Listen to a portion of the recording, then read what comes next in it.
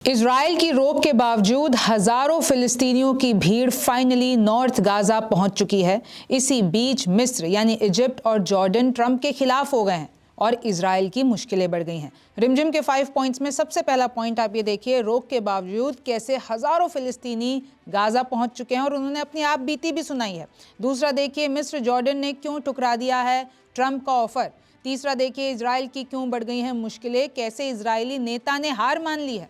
चौथा देखिए, फिलिस्तीनियों और इजरायलियों की आप बीती ने कैसे पूरी दुनिया को चौंका दिया है। पांचवा है, ईरान के अफगानिस्तान जाने का क्या असर होगा ग्लोबली। नमस्ते, मेरा नाम रिमझिम जेठानी है और आप रिमझिम के 5 पॉइंट्स देख रहे हैं। सबसे पहला पॉइंट हमारा यही है कि कैसे कल ही मैंने आपको बताया था इजराइल बॉर्डर पर अपनी आर्मी तैनात उसकी ऑलरेडी है और वो फिलिस्तीनियों को नॉर्थ गाजा जाने नहीं दे रहा है, क्योंकि दो चीज़ें आड़े आ रही थी। दो कंडीशंस जो हैं वो हमास पूरी नहीं कर रहा था, लेकिन जैसे ही हमास ने वो कंडीशंस पूरी की, आप देख सकते हैं कैसे हज़ारों की भीड़ जा चुकी है नॉर्थ गाजा। आपको ये तस्वीरों में दिख रहा होगा, फिलिस्तीनी refugees are returning to their homes in northern Gaza Strip. और किस तरीके से आपको जो ये बीच की लाइन दिख रही है, ब्रिज दिख रहा है, इसमें हज़ारों फिलिस्तीनी अपने घर वापस आ रहे हैं ये गाजा ट्रिप से। और देखिए कैसे नेत्जारिम कॉरिडोर से इजराइल की आर्मी को हटना पड़ा। उसके बाद लोग जो हैं फिलिस्तीनी लोग, वो कैसे पूरे पिलर पे चढ़ के, इस पूरे टावर पर चढ़ के फिलिस्तीनी झंडा लहरा रहे हैं। ये बता रहे हैं कि देखिए कहीं ना कहीं फिलिस्तीनियों की जीत है, हमास की जीत है। हम नॉर्थ गाजा यानी अपने घर वापस जा रहे हैं। देखिए आपको एक भावुक कर देने वाली तस्वीर दिखेगी, एक यंग मैन कैसे अपने मम्मी से और कैसे अपने बच्चे से आके मिल रहा है, गले लगा के मिल रहा है। A young man meeting with his mother in northern Gaza after months of compulsory separation। आप ये जो तस्वीर देख सकते हैं कैसे जब ये गाजा वासी पूरे अपने घर को लौट रहे हैं तो अपने परिजनों से मिल रहे हैं, तो दोनों तरफ से इनफैक्ट जो हॉस्टेजेस छूट कर आ रहे हैं और अपने परिवार वालों से इजराइल में मिल रहे हैं, और वैसे ही फिलिस्तीनी छूट के कैसे गाजा में पहुंच रहे हैं। और आप देखिए ये अगला पोस्ट, आप देखिए किस तरीके से लंबी लाइन लगी हुई है, गाड़ियों की लंबी लाइन लगी हुई है, क्योंकि जितने भी सारे फिलिस्तीनी हैं वो गाड़ियों में साउथ से अब नॉर्थ की तरफ आ रहे हैं, क्योंकि नॉर्थ गाजा में सबसे ज़्यादा ऑपरेशंस हो रहे थे इजराइल के और लोग वहाँ पर रह नहीं पा रहे थे, तो साउथ की तरफ बढ़ गए थे। लेकिन अब वो लोग वापस आने लगे हैं। Gaza residents start to return north as crossing opened after hostage breakthrough. यानी हमास ने वो दोनों कंडीशंस मान ली, जिस सिविलियन की बात हो रही थी छोड़े जाने की, उसकी भी अपडेट दे दी है। और तो और जो फर्स्ट फेज़ में जितने भी ये 33 हॉस्टेजेस छोड़े जा रहे हैं उन सब की लिस्ट दे दी है। भाई आपको पता है उसमें से 4 और 3 पहले आई थी, तो 7 जने तो वापस आ ही चुकी हैं, 7 महिलाएं वापस आ चुकी हैं। अभी और भी हैं जो वापस आ रहे हैं। आप साथ साथ की तस्वीरें देखते जाइए, पूरा अपना सामान लेके गाड़ियों में भर के ये लोग सब जने वापस आ रहे हैं पैदल चल के, पूरे के पूरे अपने नॉर्थ गाजा में। तस्वीरें बताती, देखिए छोटा सा बच्चा दिखेगा अपने पिता या जो भी है भाई है उसके कंधे पे बैठा हुआ। आगे देखिए कैसे इधर बंदूकें भी पकड़ी रखी हैं। आपको ये वाली तस्वीर देखिए कि कैसे बीच में बंदूकें भी पकड़ी रखी है, तो ये हमास के ऑफिशियल्स लग रहे हैं। आगे देखिए किस तरीके से बच्चों के चेहरे पर खुशी है अपने घर वापस आने की। और इसी बीच बता दूं, हमास मान चुका है कि जो फीमेल इजरायली हॉस्टेज है अरबल यहूद, उसके साथ हम 2 और हॉस्टेजेस को थर्सडे को रिहा करेंगे और 3 और हॉस्टेजेस को सैटरडे को रिहा करेंगे। इसी हफ्ते की बात हो रही है और पूरी लिस्ट भी दे दी है, तो उसी के बाद ये संभव हो पाया। आप देखिए आगे, Arbel Yehud, Agam Berger, 3rd hostage to be free Thursday. भाई 3 हॉस्टेज थर्सडे को फ्री होंगे और 3 होंगे सैटरडे को। और मैं आपको बता दूं थर्सडे और सैटरडे को ही इन 3 के बदले वहाँ से बहुत सारे फिलिस्तीनी भी रिहा होंगे। आपको पता है ना, इस बार भी ये जो 4 महिलाएं सोल्जर्स जो आई थी उसके बदले 200 फिलिस्तीनियों को छोड़ा गया था। और इसी तरीके से आप ये लिस्ट भी देख सकते हैं, 33 हॉस्टेजेस जिसमें से 7 तो आ चुकी हैं और बाकियों के नाम यहाँ पर हमने हाईलाइट कर रखे हैं। पूरी लिस्ट सामने आ गई है और इनफैक्ट हमास ने सारे सबूत भी दे दिए हैं कि ये सब लोग जिंदा हैं और आपके पास ये जो पूरा फर्स्ट फेज चलने वाला है उसमें इजराइल को वापस सौंप दिए जाएंगे। अगला देखिए, मैंने आपको कल ही बताया था ट्रंप ने एक बड़ा बयान दिया। ये बोला कि भाई गाजा में जितने भी फिलिस्तीनी हैं उनको जॉर्डन और इजिप्ट को एक्सेप्ट कर लेना चाहिए और जितनी भी ये फिलिस्तीनी हैं उनको अपने देश में पनाह दे देनी चाहिए एज अ रिफ्यूजी। तो आप देख सकते हैं किस तरीके से ये बयान जो है ना फिलिस्तीनी लोगों ने अच्छे से लिया, ना जॉर्डन ने अच्छे से लिया, ना इजिप्ट ने, और इनफैक्ट खिलाफ में बोला है, रिजेक्ट कर दिया है। ट्रम्प पे ये आरोप लगाएं भाई तुम तो वॉर क्राइम भड़काने की कोशिश कर रहे हो। गाजा जो फिलिस्तीनियों की भूमि है, अपनी मातृभूमि छोड़ के वो कैसे दूसरे देश चले जाए? तो ये तो फिर वही बात हुई कि आप इजराइल की भाषा और ऑब्वियसली आप उनके अलाय हो। तो आप यही चाहते हो कि ईजिली गाजा से सारे के सारे फिलिस्तीनी चले जाएं और इजराइल पूरा वहां पर कब्जा कर ले। तो इसी तरीके से आज तो मैं आपको बता दूं, फिलिस्तीनी ग्रुप जॉर्डन और इजिप्ट से ऑफिशियल संदेश आ चुका है कि भाई ये ट्रम्प का आइडिया हमको बिल्कुल भी एक्सेप्टेड नहीं है। गाजा अपनी ज़मीन, मतलब गाजा से फ़िलिस्तीनी लोग अपनी ज़मीन छोड़ के नहीं जाएंगे। और इनफैक्ट हमास ने भी शुक्रिया अदा किया है इजिप्ट और जॉर्डन का कि उन्होंने ट्रम्प का ये ऑफ़र ठुकरा दिया। भाई ट्रम्प ने कहा था ना कि मैं जॉर्डन के ऑफिशियल से बात करूंगा, इजिप्ट के ऑफिशियल से बात करूंगा, किस तरीके से। और मैं आपको बता दूं, पहले से ही वहाँ पे बहुत सारे फ़िलिस्तीनी रह रहे हैं, क्योंकि गाजा की तो आपको कंडीशन पता ही है। लेकिन अब उन देशों से ऑफिशियल संदेश आ चुका है, तो ऐसा होने नहीं वाला है। मतलब एक ही हफ्ते में ये जो बड़ा बयान दिया था ट्रम्प के ऊपर, ये बैकफायर कर दिया है। फिलिस्तीनी must not be expelled from Gaza, Berlin says after Trump comments. यानी ट्रम्प के कमेंट्स के बाद बर्लिन ने भी ये कह दिया है कि फ़िलिस्तीनियों को अपनी भूमि से निकालना सही नहीं है। ट्रम्प के खिलाफ आप देखिए 4 बयान सामने आ गए हैं इस पूरे मामले को लेकर, और ऐसा नहीं होने वाला है। आपने भी देखा है कि हमास का स्ट्रॉन्ग होल्ड वहाँ पर कितना ज़्यादा है। भैया अभी जितनी भी तस्वीरें हम इतने दिनों से देख रहे हैं, हमास वहाँ पर हर चप्पे चप्पे पे है। वहाँ के लोग हमास को आइडियल मानते हैं, उनकी जो पावर है वो हमने देखी है वहाँ पर। तो इस तरीके से देखिए बहुत ही मुश्किल है। भाई इजराइल के नेता खुद आवाज़ उठा रहे हैं कि फिर इजराइल की आर्मी ने वहाँ पर किया क्या है, जब हमास का इतना ज़्यादा स्ट्रॉन्ग होल्ड है, वो हर जगह फैले हुए हैं। तो देखिए बहुत सारे इसमें फैक्टर्स हैं। और आगे मैं आपको बता देती हूँ कि इजराइल की परेशानी क्यों बढ़ गई है। परेशानी इसलिए बढ़ गई है क्योंकि 2 IDF रिजर्विस्ट, यानी 2 IDF के आप देख लीजिए ऑफिशियल्स पकड़े गए हैं, क्योंकि वो ईरान के लिए जासूसी कर रहे थे। सोचिए कितनी बड़ी बात है। लिटरली IDF ऑफिशियल्स को पकड़ा गया है। एक तो आयरन डोम यूनिट का था, यानी जो आयरन डोम आपको पता है ना किस तरीके से रक्षा कवच है इजराइल का, उसी यूनिट का एक ऑफिशियल पकड़ा गया है, क्योंकि वो लोग ईरान की जासूसी कर रहे थे। ईरान को सारी खुफिया पूरी इंफॉर्मेशन दे रहे थे इजराइल की तरफ से ईरान को। देखिए बहुत बड़ी बात हो जाती है। IDF reservist for alleged espionage on behalf of Iran in return for financial compensation। Iran ने भारी पैसा दिया था इनको, और अब पता चला है कि भाई सारी खुफिया जानकारी ईरान पहुंच रही थी।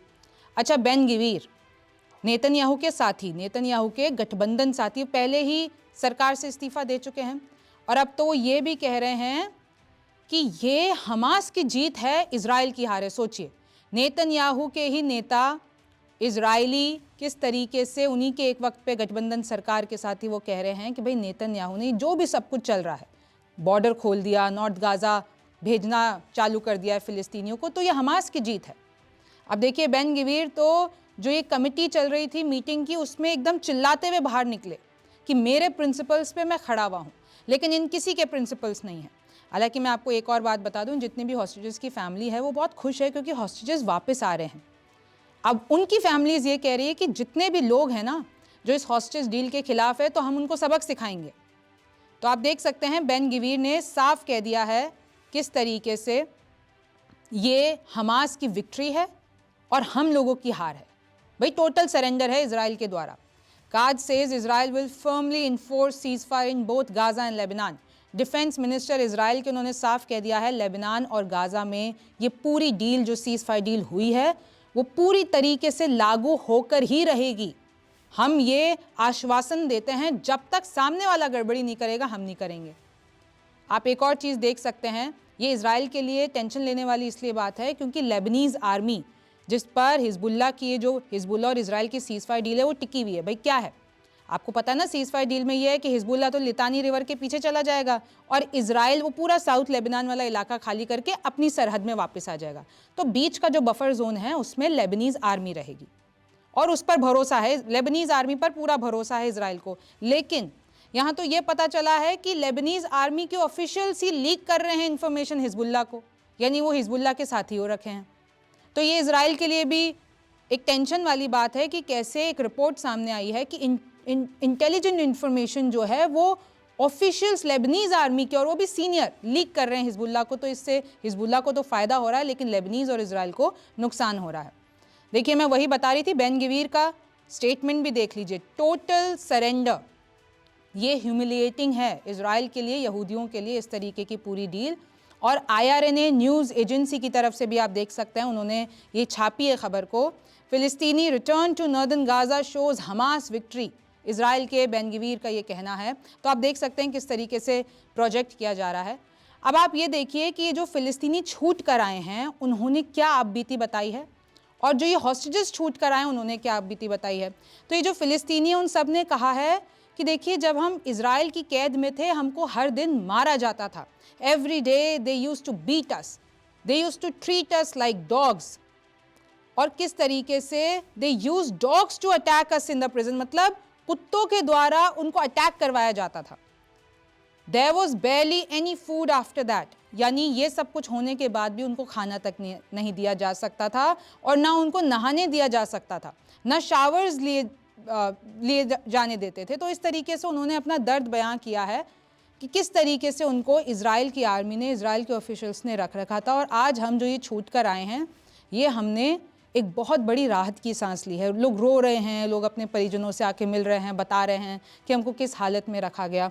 और इनफैक्ट मैं आपको बता दूं, सेम हाल है जो ये हॉस्टेजेस छूट कर आए, उन्होंने भी यही बताया है कि हमको खाना नहीं दिया जाता था। आप देखिए, चैनल 12 को एक इंटरव्यू के दौरान बताया गया है कि बहुत लंबे लंबे पीरियड्स ऐसे होते थे जब कुछ खाना ही नहीं होता था। हमको हमास के लड़ाकों के लिए खाना बनाना पड़ता था, उनके लिए टॉयलेट साफ करने पड़ते थे, लेकिन हमको खाना नहीं दिया जा सकता था। देखिए, cook for terrorist, clean toilets for them, ये सब उन्होंने आके कहा है। और ये बताया है कि टनल में तो कई कई दिन हमको अंधेरे में रखा जाता था, हमको कैसे एक जगह से दूसरी जगह पर मूव करते रहते थे ये लोग, ताकि किसी के हम हाथ ना आ सकें। और इनफैक्ट इजराइल डिफेंस फोर्स ने भी, आप देखिए, पूरी वीडियो जारी की और इसमें लिखा है कि आप हमास के प्रोपेगेंडा में मत आइए। हमास अभी दिखा रहा है कि कैसे सर्टिफिकेट्स दे रहा है, तोहफे दे रहा है और बता रहा है कि हमने बहुत अच्छे से रखा है, बहुत अच्छे से पेश आ रहा है। लेकिन आप ये सोचिए कि 7 अक्टूबर को क्या हुआ था। 7 अक्टूबर को किस तरीके से इन सबको उठाया गया था, किस तरीके से इनके साथ बर्ताव किया गया था, और कैसे 400 दिन से ज़्यादा हो गए उनको किस तरीके से वहाँ पर रखा गया। तो ये सब ढोंग है, हमास का प्रोपेगेंडा है। ये जो कांस्टेंट फियर में इतने सारे जने, 200 से ज़्यादा कैप्टिव्स को उन्होंने रखा है, और उसमें से कई तो मारे भी जा चुके हैं। तो आप वो मत भूलिएगा, Hamas is trying to manipulate you, don't let them. Israel defense force का ये पूरा पोस्ट है। अब आगे देखिए, अगला सवाल है कि ये अफ़गानिस्तान और ईरान की ये जो बढ़ती नज़दीकियां हैं वो ग्लोबली क्या इम्पैक्ट कर रही हैं। तो आप देखिए, अभी हाल ही में ईरान के जो प्रेसिडेंट है वो पहुंचे हैं अफ़गानिस्तान, और आप सामने देख सकते हैं ये तस्वीर। Iran's commitment to the return of an estimated 3.5 million Afghan refugees। आपको पता है ना, 900 किलोमीटर की लंबी सरहद है जो अफ़गानिस्तान और ईरान शेयर करते हैं। अच्छा, बीच में इनके जो रिश्ते हैं वो थोड़े से इधर उधर हो गए थे, लेकिन अब ईरान के प्रेसिडेंट ने वहाँ जाकर पूरी दुनिया को एक मैसेज दे दिया है कि हम लोगों की जो पहुंच है, हम लोगों के जो रिलेशंस है दूसरे मुल्कों से, वो कैसे बेहतर होते जा रहे हैं। और अगर ईरान के साथ अमेरिका कुछ भी करता है तो हम तो तैयार हैं, और इनफैक्ट बाकी के मुल्क भी हमारा साथ दे सकते हैं। Iran has had an active diplomatic presence in Afghanistan for many years. Afghanistan में बहुत सालों तक ईरान की एक एक्टिव डिप्लोमेटिक पोजीशन रही है। आगे देखिए कैसे 2021 में, जब आपको पता है तालिबान ने पूरा टेक ओवर कर दिया, और किस तरीके से तालिबान की गवर्नमेंट को अभी भी ईरान ने एक्सेप्ट नहीं किया है। हालांकि ये जो टेंशन है वो किस चीज़ को लेकर हुई, वाटर राइट्स को लेकर हुई, डैम्स के कंस्ट्रक्शन को लेकर हुई, और किस तरीके से जो वहाँ के अफ़गान, जब से भाई तालिबान ने टेक ओवर किया तो वहाँ के जो अफ़गान हैं, अफ़गानिस्तान के लोग हैं, वो भागने लगे ईरान की तरफ, एज एन रेफ्यूजी बन के जाने लगे, और बहुत सारों को अकोमोडेट करना पड़ा ईरान को। देखिए, 900 किलोमीटर की बॉर्डर शेयर करते हैं अफ़गानिस्तान और ईरान, और लगभग 6 मिलियन रेफ्यूजीज़, अफ़गान रेफ्यूजीज़ की पॉपुलेशन है, जो कि इतने सालों की जो कॉन्फ्लिक्ट चली है तो वो ईरान पे जाके, मतलब ईरान में उनको पनाह दे रहा है ईरान इस वक्त। तो बहुत सारे चीज़ें अभी ईरान और अफ़गानिस्तान ने डिस्कस किए हैं, और आप देख सकते हैं कि किस तरीके से एक 10 किलोमीटर की वॉल भी बनाई ईरान ने, ताकि रेफ्यूजीज़ आ नहीं पाएँ। और अभी तक भी तालिबान गवर्नमेंट को ऑफिशियली रिकग्नाइज़ नहीं किया है, लेकिन वहाँ पर जाने से एक बहुत बड़ा संदेश है कि इस बीच में देखिए काबुल में वो सब मिले और ऑब्वियसली आपको पता है कि तालिबान का पूरा कंट्रोल अफगानिस्तान में है, तो ये कहीं ना कहीं इन दोनों के रिश्ते बेहद ज़्यादा सुधरे हुए वो लोग दिखाना चाह रहे हैं दुनिया को कि देखिए हम एक स्ट्रॉन्ग पोजीशन पे है। ईरान साइड बाय साइड देखिए इरानियन मिनिस्टर विजिट्स तुर्की है, इकोनॉमिक कॉरपोरेशन के लिए तुर्की से भी मुलाकात हो गई। आपको पता है ना एर्दोगन ने क्या कहा, एर्दोगन ने किस तरीके से ये कहा कि भाई सीरिया में हमारा पूरा कब्जा है और कैसे ईरान और रशिया को लिटरली सीरिया की धरती पर हरा दिया। लेकिन अब जो है ये जो जिस तरीके से डिप्लोमेटिक रिलेशन बनाने की कोशिश करे तो दुनिया को ईरान दिखाना चाहता है कि देखिए भाई हमारे हाथ पैर हर जगह हैं, हम हर जगह नेगोशिएशन ले लीजिए, कॉपरेशन ले लीजिए, उस हर चीज़ में हम लोग तैयार हैं। ये तस्वीर देखिए, Iran backs private sector cooperation with Afghanistan, तो बहुत सारे इधर ऐलान किए गए हैं। तो एक ये बड़ा संदेश हो जाता है ग्लोबली। अब आप देखिए धीरे धीरे हमें हर दिन पता चलता है, एक नई स्टोरी पता चलती है, जितने भी हॉस्टेजेस फ्री होकर आ रहे हैं दोनों तरफ से, और अब धीरे धीरे कहीं ना कहीं चीज़ें ठीक होती हुई दिख रही है। लेकिन फिर अनप्रेडिक्टेबिलिटी आ जाती है कि कहीं कुछ ऐसा हो जाए, क्योंकि फर्स्ट फेज़ आपको पता है कि लंबा चलने वाला है। इसी बीच में आपको बता दूं कि 18 फरवरी तक जो लेबनान और इज़राइल के बीच में पूरी सीज़फायर डील हुई है, हिज़्बुल्लाह के बीच में पूरी सीज़फायर डील हुई है। मैं आपको बता भी देती हूँ report. Israel and Lebanon extend truce with IDF troops withdrawal deadline move to February 18, यानी अमेरिका ने अप्रूव कर दिया है, क्योंकि 26 जनवरी लास्ट तारीख थी कि इजराइल को पीछे हट जाना था। लेकिन क्योंकि उन्होंने ये कहा कि भाई हिजबुल्लाह तो पीछे ही नहीं हट रहा है, लेबनीज़ आर्मी उस बफर जोन में आ ही नहीं रही है, तो हम तो नहीं हटते पीछे। और देखिए कल ही 22 फ़िलिस्तीनियों की मौत हो चुकी है वहाँ पर, माफ़ कीजिएगा 22 लेबनीज़ की वहाँ पर मौत हो चुकी है, क्योंकि वो अपने गाँव घुसने की कोशिश कर रहे थे। उसी बीच में इजराइल ने हमला कर दिया। एक महिला की तो तस्वीर अभी मैं आपको दिखा भी देती हूँ, किस तरीके से टैंकर के सामने खड़ी हो गई कि चलाओ मुझ पे गोली, करो मुझ पे हमला, मुझे मेरे घर जाने से आप रोक नहीं सकते हो। और इसी पूरे इंसिडेंट में 22 लेबनीज़ की मौत हो चुकी है। और अब इस डेडलाइन को 18 तक कर दिया गया है कि 18 तक फाइनली 18 फरवरी तक ये सब कंप्लीट हो जाना चाहिए। हिजबुल्लाह भी लितानी रिवर के पीछे आ जाए और इजराइल भी अपनी सरहद में वापस चला जाए। और देखिए सबके लिए, पूरी दुनिया के लिए बेहतर है अगर ये जंग फिर से शुरू नहीं होती है। वेस्ट बैंक की हालत आपको पता ही है कि कैसे लगातार वेस्ट बैंक पर इजराइल के हमले बढ़ते जा रहे हैं। लेकिन आगे क्या होगा ये तो वक्त बताएगा। आप न्यूज़ 24 देख रहे थे, मैं हूँ रिमझिम जेठानी। आप रिमझिम के 5 पॉइंट्स देखते रहिए, आपसे फिर मुलाकात होगी।